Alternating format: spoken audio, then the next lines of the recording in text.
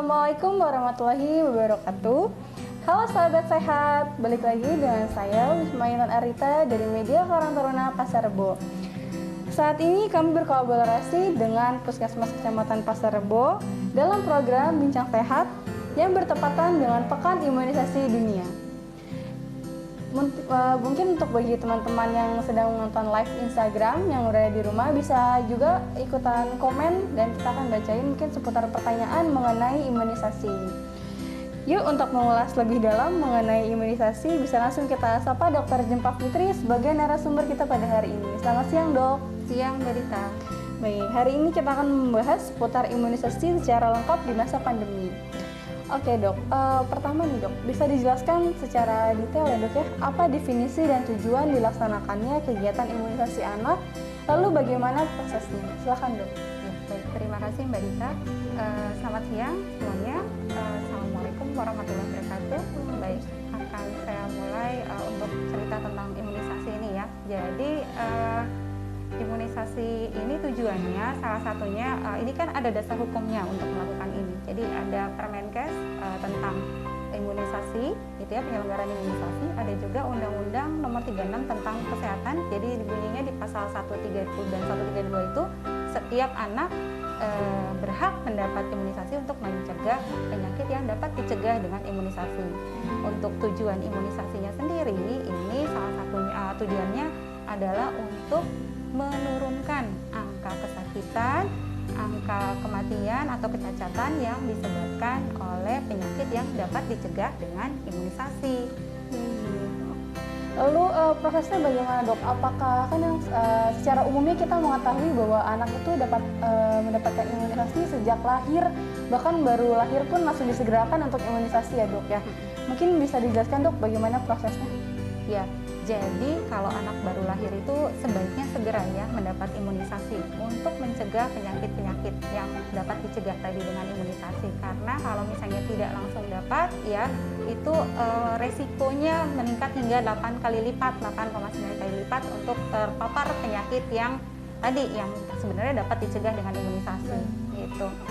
Jadi dari lahir itu sudah boleh gitu ya, seperti misalnya imunisasi hepatitis B gitu, bahkan sebelum 24 jam dia harus mendapatkan imunisasi. Oke, tadi kan berarti kan imunisasi itu berarti sangat penting ya untuk bahkan dari bayi lahir pun sudah langsung di imunisasi ya, Dok, ya. Lalu di masa pandemi saat ini apakah imunisasi anak tetap berjalan sesuai jadwalnya atau mungkin ada keterhambatan mengenai jadwalnya karena kan dengan adanya PPKM dan juga adanya jaga jarak, social distancing, apakah itu mempengaruhi jadwal imunisasi anak? Oh iya, betul Mbak Dita. Jadi banyak yang takut nih untuk ke puskesmas atau ke layanan kesehatan untuk mendapatkan imunisasi karena kondisi pandemi ya.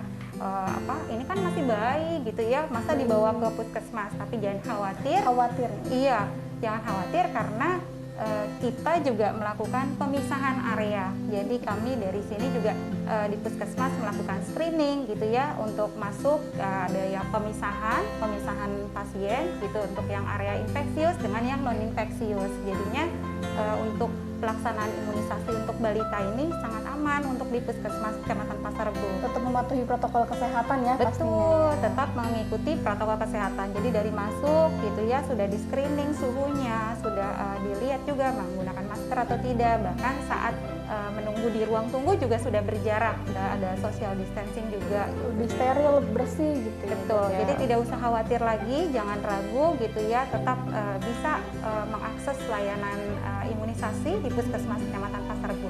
Baik, untuk teman-teman yang di rumah yang sedang nonton live Instagram bisa langsung komen jika ada pertanyaan dan bisa ditanyakan langsung ke Dr. Jempa Fitri mengenai imunisasi ini. Baik, Dok, untuk pertanyaan selanjutnya ya, bisa dijelaskan, Dok, apa saja nih jenis-jenis vaksin yang dapat diberikan ke anak dan apa ada efek sampingnya dari imunisasi tersebut, bisa dijelaskan, Dok? Iya, Mbak Dita. Jadi tadinya penyakit yang dapat dicegah dengan imunisasi itu untuk imunisasi dasar yang wajib ya, yang wajib itu penyakit untuk mencegah penyakit TBC, polio, hepatitis B, difteri, tetanus, pertusis gitu ya, sama hemophilus influenza itu biasanya 6 nama vaksinnya Haemophilus influenza, tapi dia mencegah penyakit meningitis sama pneumonia gitu. Jadi ini pun vaksin-vaksin ini nggak usah khawatir karena untuk efek sampingnya, karena untuk pembuatan vaksinnya sendiri sudah melewati uji panjang gitu ya, baru bisa diedarkan untuk bisa digunakan. Berarti sudah ada masuk ke lab laboratoriumnya, bisa diuji dengan secara klinis dan lebih aman ya dok ya untuk anak-anak. Betul, dipantau juga untuk penggunaannya. Jadi tidak hanya diujinya, begitu digunakan tetap dipantau dan tetap dievaluasi karena di masing-masing itu ada kodenya gitu. Jadi gampang untuk ditelusur. Berarti imunisasi bisa aman ya dok ya untuk anak-anak, orang tua Sangat jadi aman. tidak khawatir ya? Ya, tidak perlu khawatir, betul. Baik dok, bagaimana cara melakukan seleksi kepada para peserta di vaksin imunisasi ini di masa pandemi ya dok ya? Coba dijelaskan dok. Ya, untuk vaksinasi sendiri ya sebaiknya sih anaknya dalam kondisi tidak demam ya, tidak dalam kondisi sakit gitu ya, karena kalau dia kondisinya fit gitu ya, maksudnya untuk menerima imunisasi ini akan lebih Maksimal ya? untuk kerja vaksinnya gitu. Jadi sebaiknya tidak dalam kondisi sakit, Dalam sedang kondisi yang panas. sehat Iya, berarti ya dok ya harus disarankannya ya? Iya, nggak usah khawatir misalnya jadi lagi nggak sehat nih, tapi nantinya udah waktunya nih misalnya udah waktunya untuk divaksin gitu, terus nanti mundur nggak apa-apa. Oh nggak apa-apa tuh dok, berarti menyusul berarti ya? Menyusul boleh, nggak usah khawatir. Jadi nyusul setelah anaknya sehat. Jadi kalau masih ada demam-demam gitu ya, atau misalnya masih batuk nih gitu ya, nggak apa-apa, nanti selesai demamnya gitu ya, udah sehat baru kita vaksin imunisasi ya. Oke, berarti walaupun udah jadwalnya, walaupun lagi demam berarti nggak usah dipaksakan ya, berarti nunggu keadaannya fit, sehat baru boleh divaksin menyusul ya dok ya? Betul, sebaiknya seperti itu ya. Dok, mengenai yang tadi itu kan tadi menyusul ya, apakah ada saat kondisi keterlambatan dalam pemberian imunisasi itu apa ada efeknya, apa mungkin kalau misalnya disusul itu bagaimana caranya, apa imunisasinya itu tetap sama atau bagaimana? Iya, jadi untuk yang tadi misalnya udah lewat nih waktunya, dia harusnya di 2 bulan dapat imunisasi, tapi saat pas 2 bulan ini misalnya sudah ditentukan jadwalnya dari petugas kesehatan, dia sedang sakit, gak apa-apa mundur gitu ya. Tapi kalau mundurnya misalnya sampai 1 bulan gitu, apa masih bisa, atau 2 bulan, 3 bulan tidak apa-apa, dan ini tidak akan diulang untuk yang sebelumnya, jadi tinggal berlanjut saja. Iya. Jadi jadwalnya berlanjut walaupun misalnya ternyata dia sudah 6 bulan tapi sejak dari 2 bulan ini belum DPT 2 gitu ya, belum mendapatkan, nggak apa-apa, nanti jadi simultan gitu ya. Bahkan untuk vaksin-vaksin tertentu bisa yang diberikan berbarengan gitu, karena mungkin karena waktu, tapi tetap ada juga aturan untuk vaksin yang Diberikan berbarengan itu? Iya, ada juga vaksin yang tidak bisa barengan karena harus memerlukan jeda waktu pemberian. Pertanyaan selanjutnya ya dok ya, jika ada anak yang maaf ya dok ya sudah memiliki kelainan sejak lahir, apakah ada imunisasinya khusus atau ada bagaimana dok caranya, apa imunisasinya lain apa gimana dok? Jadi kalau untuk anak-anak yang dengan kita bilangnya di sini kondisi khusus ya. Jadi untuk anak dengan kondisi khusus ini sebaiknya ada rekomendasi dulu dari dokter spesialis anak. Kan biasanya ibu pembawa buku KIA ya. Di buku KIA itu nanti bisa dituliskan rekomendasi dari dokter spesialis anak. Nanti ditunjukkan ke kami, jika sudah ada rekomendasi bisa dilakukan di sini. Tapi jika belum, sebaiknya dikonsulkan dulu ke spesialis anak. Baik, berarti harus dibawa rekomendasi dokter khusus ya dok ya? Betul. Agar tidak terjadi hal-hal yang tidak diinginkan ya dok ya? Iya. Baik, bisa mulai nanya lagi nih dok, kalau misalnya ada anak yang pilek atau yang demam atau yang itu kan tadi tidak boleh gitu kan. Tapi kalau misalnya tetap diberikan imunisasi misalnya gitu kan, apa itu akan ada dampaknya dok mungkin dari si orang tuanya nggak jujur apa gimana, kan pasti ada kasus-kasus yang seperti itu kan. Saya pernah baca di Google atau di Instagram gitu, jadi lagi kondisi tidak sehat diberikan imunisasi dok. Itu dampaknya apa sih dok kalau seperti itu? Kondisi tidak sehat, jadi sebaiknya kan tadi dalam kondisi sehat ya gitu. Cuman kalau misalnya dia kondisi tidak sehat, khawatirnya kalau misalnya nanti ternyata ada efek setelah vaksin gitu ya, sedangkan itu adalah perjalanan penyakitnya gitu, bukan efek dari vaksin gitu, jadinya samar. Jadi lebih baik tidak saat dengan bergejala yang lain gitu ya, dalam kondisi yang sehat. Baik, mungkin dokter bisa menyampaikan teman-teman di rumah, untuk ibu-ibu di rumah mungkin ada pesan-pesan untuk teman-teman, silakan. Ya, ibu-ibu ya atau kakak-kakak gitu ya yang punya anak balita, adik balita gitu ya, ini imunisasi, dasar imunisasi untuk balita ini sangat penting. Walaupun kondisi pandemi tetap harus kita kejar ya. Karena apa? Karena salah satunya memang tujuannya untuk mencegah gitu ya terkena penyakit-penyakit yang dapat dicegah dengan imunisasi, terus untuk mengurangi kematian atau kecacatan yang dapat disebabkan dari penyakit-penyakit tersebut ya. Jadi nggak usah khawatir, walaupun kondisinya pandemi gitu, ini tetap sebaiknya tetap dilakukan sesuai waktu ya, karena ini kan untuk tumbuh kembang anaknya juga. Imunisasi itu sangat penting ya untuk anak bayi dan juga balita, bahkan hingga remaja pun masih ada imunisasi ya di usia 18 tahun ya dok ya kalau nggak salah ya. Betul, jadi imunisasi ini kan ada imunisasi wajib gitu ya, ada yang imunisasi pilihan, lanjutan gitu ya, ada wajib sama pilihan. Tapi kalau yang pilihan ini lebih ke yang usia dewasa ya. Tapi kalau yang kalau pilihan dengan penyakit-penyakit tertentu, kalau yang wajib ini ada yang usia anak, terus ada yang untuk 2 tahun gitu ya, ada lagi yang untuk wanita usia subur, ada juga yang untuk usia SD. Gitu. Jadi kenapa vaksin yang didapat juga ada yang bukan berulang ya, tapi ditambah lagi booster ya. Jadi diberikan lagi, maksudnya untuk meningkatkan daya tahannya, meningkatkan antibodinya, iya gitu. Jadi meningkatkan kekuatan vaksin di dalam tubuhnya.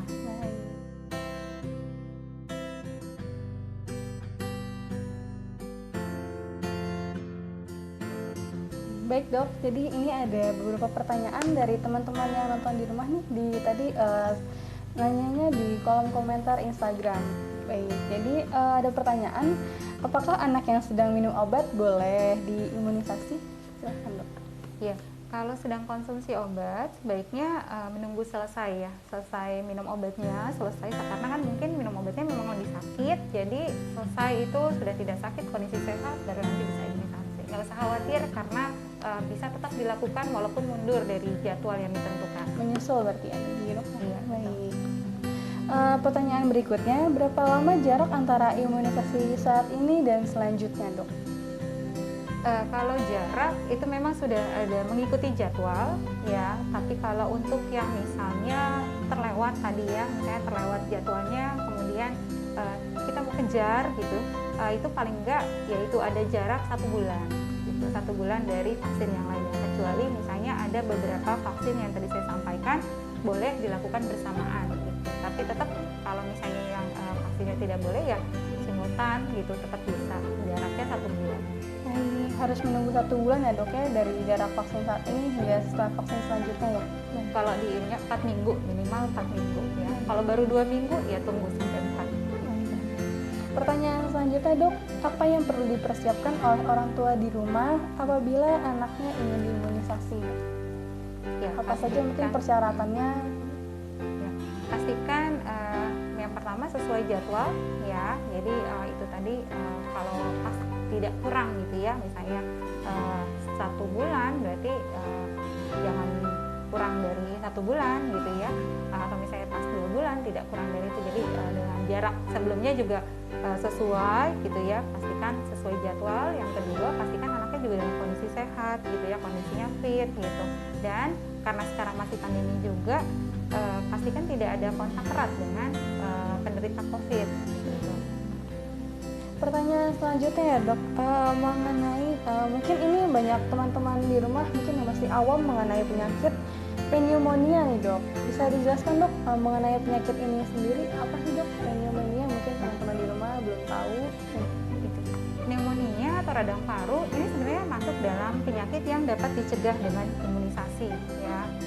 Imunisasi vaksinnya sendiri ini masuk di vaksin pentavalen ya. Jadi maksudnya ini ada 5 penyakit yang dapat dicegah di sini di imunisasi yang bulan kedua, bulan ketiga, bulan keempat ya. Jadi pentabio ini vaksin DPT. Vaksin DPT ini kan melindungi difteri, pertusis sama tetanus. Nah, yang 2 lagi itu meningitis dan pneumonia. Jadi dengan HIV, vaksin HIV ini mencegah penyakit pneumonia itu. Berarti jadi, sudah ada vaksinnya ya dok ya untuk penyakit pneumonia sendiri ya? Sudah, jadi memang masuk dalam program imunisasi dasar ya yang wajib diberikan untuk anak usia kurang dari 2 tahun. Mungkin dari kasus tertinggi di dunia, Indonesia kan termasuk salah satunya nih dok. Mungkin apakah ada, selain dari imunisasi itu, apakah ada pencegahannya lagi dok untuk penyakit pneumonianya? Penyakit pneumonia ya dengan vaksinasi itu. Cuman kalau untuk Vaksinasi penyakit saja, atau ada cara pencegahan lainnya gitu dok maksudnya? Oh, pencegahan lainnya ya dengan mengurangi paparan asap rokok gitu ya. Terus ya Pola hidup sehat ya? perilaku hidup bersih dan sehat. Ya. Baik dok, tadi kan sudah membahas mengenai penyakit pneumonia.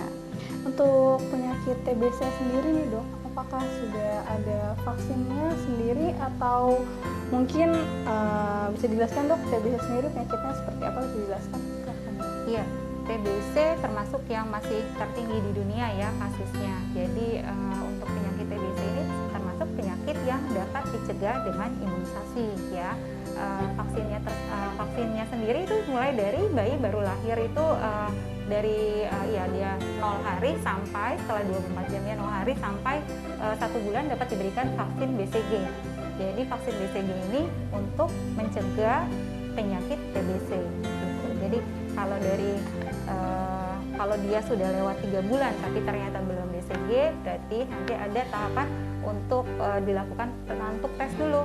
Gitu. Jadi dites dulu apakah sudah terpapar dengan TBC atau belum gitu. Nanti baru dari hasil mantuk misalnya hasilnya negatif baru bisa dilakukan vaksin BCG. Baik, untuk penyakit TBC sendiri dok, apakah ada pencegahan selain di imunisasi? Apakah ada pencegahan lainnya untuk menghindari penyakit TBC itu sendiri dok? Ya, jadi untuk imunisasi sangat efektif juga gitu ya untuk terkenanya penyakit. Kalau yang lainnya ya itu dengan hidup sehat lagi ya, lagi-lagi menghindari rokok gitu ya. Terus ventilasi di rumah juga bagus, ada sinar matahari masuk gitu ya. Paling tidak aliran udaranya baik, dan jika ada yang terkena di rumah atau ada kontak dengan penderita TBC itu langsung ditelusur gitu ya, langsung di screening apakah hasilnya apakah ada kemungkinan terkena juga dengan penderita TBC yang kontak dengan dia. Baik, apakah dari bayi itu bisa langsung terkena TBC sendiri nggak sih dok? Atau mungkin ada proses beberapa bulan bisa langsung kena TBC? Atau mungkin setelah diimunisasi tetap terkena penyakit TBC ya dok? Apa bisa terjadi seperti itu dok? Silakan. Ya, jadi kalau untuk dari bawaan itu ya, TBC penyakitnya bukan dari karena bawaan, tapi karena didapat. Jadi karena kumannya ini bisa dari kontak tadi dengan lingkungan sekitar ya, dengan lingkungan ada yang penderita TBC gitu, terus terkena. Oke, luar biasa sekali ya perbincangan kita pada hari ini, bisa menambah wawasan dan juga ilmu untuk khususnya teman-teman yang menonton di rumah ya. Terima kasih dokter sudah meluangkan waktunya untuk berbincang pada hari ini. Tetap jaga protokol kesehatan ya teman-teman, dan patuhi 5M, yaitu memakai masker, mencuci tangan, menjaga jarak, menjauhi kerumunan, dan membatasi mobilitas. Jangan lupa di like, komen, dan di follow Instagram Puskesmas Pasar Rebo untuk mendapatkan informasi seputar kesehatan. Saya Wisma Intan Ardita, pamit undur diri. Wassalamualaikum warahmatullahi wabarakatuh.